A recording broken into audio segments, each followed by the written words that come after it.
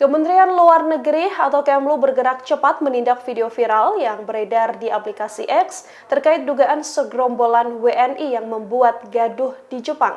Dalam video ini, sejumlah WNI berkaos hitam nongkrong hingga menutup jalan dan membuat warga resah.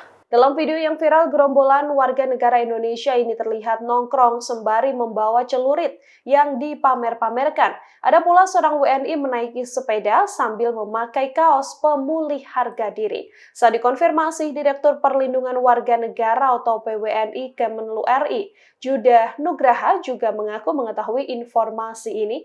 Yuda menyebut bahwa lokasi kejadian viral terjadi di Osaka, Jepang.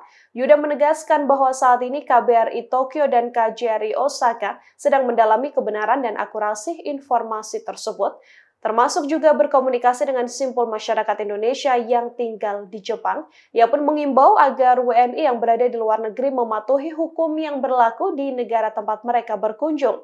Diketahui, dalam video yang viral dibagikan pertama kali oleh akun @personalsecret di akun X pada Sabtu 31 Agustus, para WNI ini disebut membentuk sebuah geng dan membawa pisau dalam unggahan yang kemudian viral di sosial media. Download Tribun X sekarang, menghadirkan lokal menjadi Indonesia.